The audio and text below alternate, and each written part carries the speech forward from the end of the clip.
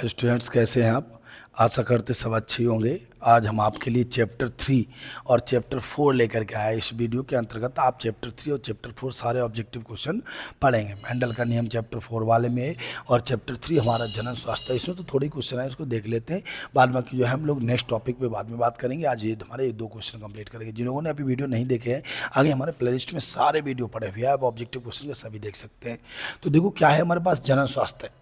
यहाँ पे हमारे पास थोड़ी क्वेश्चन है। शुक्राणु को सीधे अंडाणु में प्रवेश से उठाया, अंडाणु में डाल दिया, तो इसको आईसीएस कहते हैं। क्या कहते हैं? आईसीएसआई कहते हैं।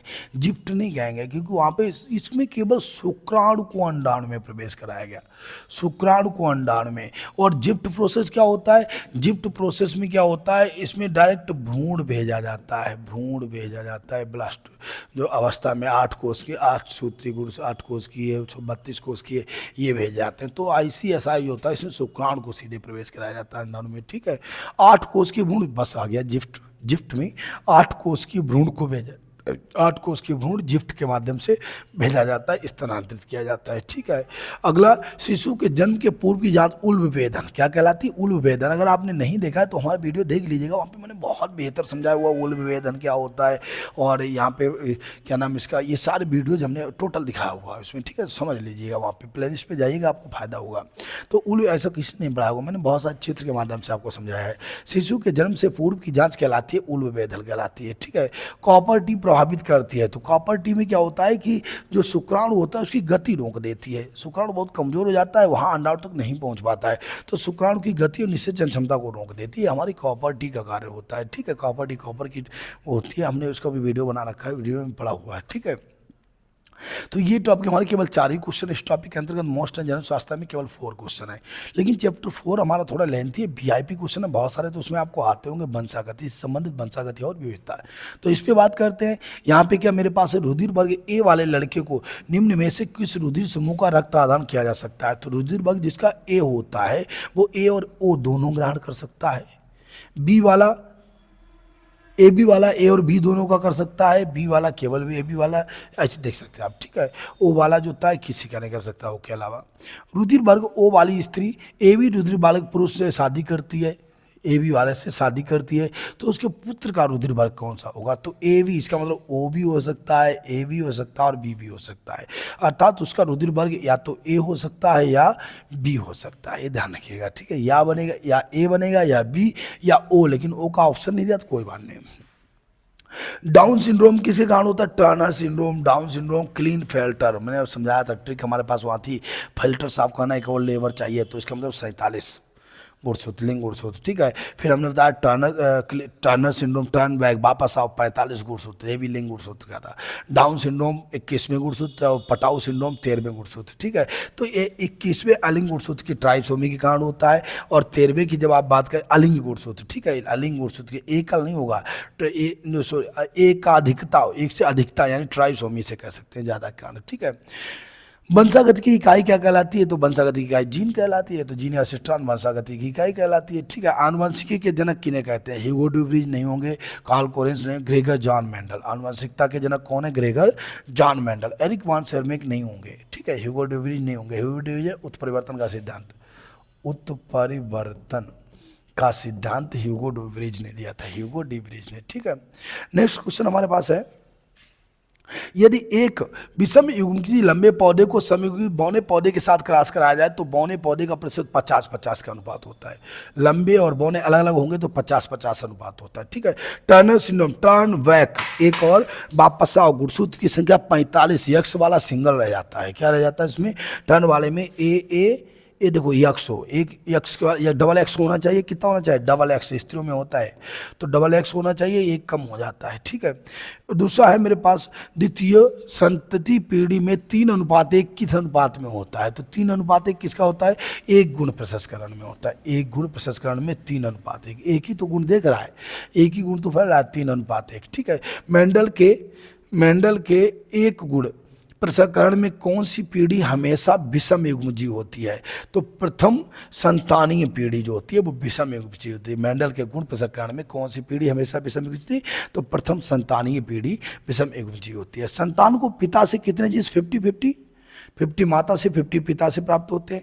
अर्धसूत्री विभाजन में कौन नहीं होता है? तो अर्धसूत्री विभाजन कहाँ नहीं होगा? जीवाणु में नहीं होता है। सभी कोशिकाओं में अर्धसूत्री विभाजन, क्योंकि सब में लिंग गुणसूत्र पाए जाते हैं, अर्धसूत्री विभाजन होता है, लेकिन जीवाणु कोशिका में अर्धसूत्री विभाजन नहीं होता है। सार्वत्रिक दाता किस रुधिर वर्ग को कहा जाता है? तो सबसे ज्यादा दाता कौन है? ओ, रुधिर वर्ग ओ। और ग्राही ए बी होता है, ठीक है, इसी ध्यान रखिएगा। प्रथम पीढ़ी के संतान के दोनों जनकों में से एक के साथ किया गया पृथक्करण है, दोनों जनक में से, तो संकर पूर्वज। दोनों से जब एक होता है तो संकर पूर्वज होते हैं। कौन से होते? संकर पूर्व संकरण होता है। गुलाबी पुष्प वाले गुलाबांश में स्वनिषेचन से प्राप्त होगा। सभी गुलाबी भी होगा, लाल भी होगा, सब मिक्सअप होगा। गुलाबी का मतलब होता है मिक्सअप वाले, आर स्मॉल आर वाले, ठीक है। अब इनका संकरण करा दीजिएगा।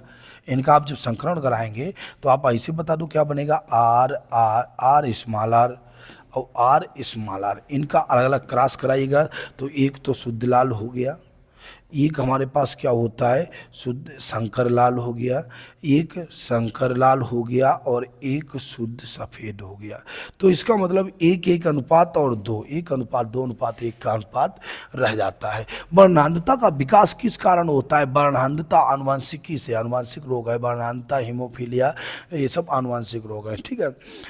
हॉलैंड्रिक जीन किस गुण पर? ये मोस्ट इंपॉर्टेंट है, बाई गुणसूत्र पर हॉलैंड्रिक होता है। हॉलैंड्रिक जीन किस गुणसूत्र पर स्थित होता है? बाई पर स्थित होता है हॉलैंड्रिक गुणसूत्र जीन, ठीक है। आनुवंशिकी जीव विज्ञान की एक शाखा है जिसके अंतर्गत अध्ययन किया जाता है। आनुवंशिकी के अंतर्गत आनुवंशिकता और वंशागति, आनुवंशिकता और विविधता का अध्ययन किया जाता है। किसका अध्ययन किया जाता है? आनुवंशिकता और विविधता का अध्ययन किया जाता है इसके अंतर्गत। मानव में एबी और रुधिर वर्गों को कितने जीनोटाइप होते हैं? तो एबीओ में कितने होते हैं? 6 जीनोटाइप होते हैं। मानव में एबीओ में 6 होते हैं जीनोटाइप, ठीक है। ये रट लेना, मोस्ट है। एबीओ में 6 जीनोटाइप होते हैं। प्रभाविता और पृथक्करण के नियमों का प्रतिपादन। प्रभाविता पृथक्करण किसने? मेंडल के प्रभाविता पृथक्करण का नियम। यक्ष संलग्न जीनी गुणसूत्र क्या होता है? यक्ष गुणसूत्र के विषम जात भाग में, यक्ष के विषम, यक्ष संलग्न की बात हो तो यक्ष गुणसूत्र के विषम जात में, ठीक है, बाई में नहीं होगा, यक्ष में ही होगा।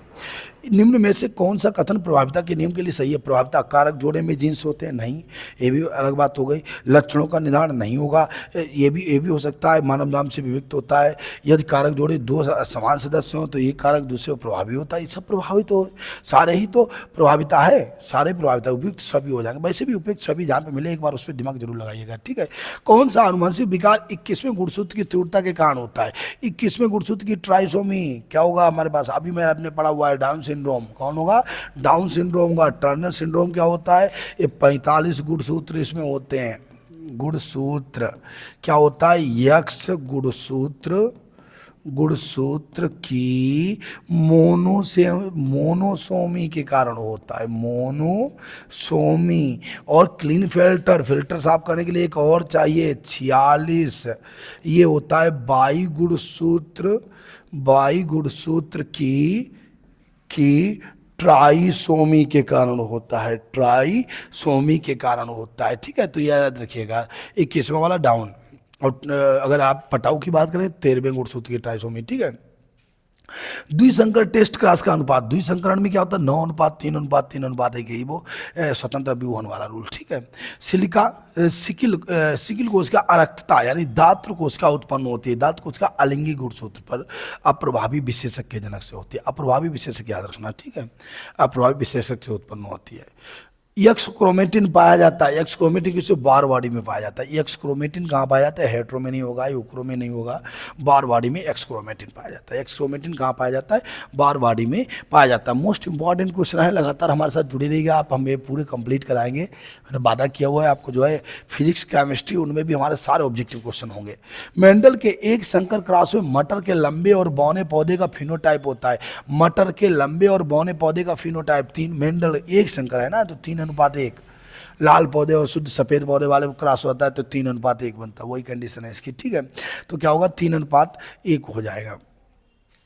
क्रोमोसोमी यानी गुणसूत्र विकार, तो गुणसूत्र किसमें? Turner syndrome, Down syndrome. वर्णांधता थोड़ी ना होगा, हीमोफीलिया ये भी नहीं होगा, ठीक है। टर्नर सिंड्रोम होता है क्रोमोसोम से। दात्र कोशिका अरक्तता ग्लूटामिक अम्ल के किस अमीनो अम्ल के प्रतिस्थापन से होता है? तो बताइए मुझे, लाइसिन से होगा, मेथायोनिन से होगा या बैलिन से होगा? तो किससे हो जाएगा? बैलिन से हो जाएगा। सेरिन से नहीं होगा, बैलिन से होगा। जन्मजात उपापचयी त्रुटि होती है, तो जन्मजात यही रहा फिनाइल क्लेप्टोरिया, ठीक है। बाणांतर जन्मजात उपापचयी त्रुटि नहीं होती, उपापचय थोड़े ना होता है, ये तो अनुवांशिक रोग है। हीमोफीलिया में अनुवांशिक रक्तता, रक्त की कमी, ये भी नहीं होगा। ये क्या होगा, फिनाइल कीटोन्यूरिया होगा। फिनाइल कीटोन्यूरिया जन्मजात होता है। दात्र कोष का अरक्तता रोग किस प्रकार से उत्परिवर्तन का उदाहरण है, तो दात्र बिंदु परिवर्तन से। किसे, ये रट लेना है, पॉइंट मोस्ट है। दात्र कोष का अरक्तता बिंदु श्रावण से होता है, बिंदु क्या बोलेंगे इसको, बिंदु परिवर्तन से। मेंडल ने अपने प्रयोग में कितने विपरीतार्थ लक्षण, कितने लक्षण थे इनके, 7 विपरीतार्थ। एक अलग था, टोटल 8 लक्षण थे। मटर के पौधे पर किया था, मटर में 8 गुण होते थे, तो 7 विपरीतार्थ से, एक समान था, ठीक है। मधुप के नर ड्रोन में क्रोमोसोम, नर में कितने, 16 या 32 या 64, तो कितने हो जाएंगे, 32 हो जाएंगे, 64 हो जाएंगे। मधुप के नर ड्रोन में कितने होते हैं, 64 होते हैं, वैसे 16 होते हैं ड्रोन में, ठीक है। तो ये हमारा क्वेश्चन कंप्लीट हो गया। Objective question most important question है हमारा, इसको आप समझ लीजिएगा। ये यहाँ पे गलत है, इसको 64 नहीं होगा। मधुप नरड्रोन में पुंकेसर में कितने होते हैं, 16 होते हैं, और मादा में कितने होते हैं, 32 होते हैं। मादा में होते हैं 32 होते हैं, इसमें 16 होते हैं, ठीक है। ये सही है इसका ऑब्जेक्टिव, ध्यान देना। आज के लिए हमारा वीडियो में इतने क्वेश्चन काफ़ी हैं। अभी हमारा 1 और 2 चैप्टर भी आप देख लीजिएगा, सारे टॉपिक मैंने कंप्लीट किए हुए हैं आज के लिए जो है। जय हिंद।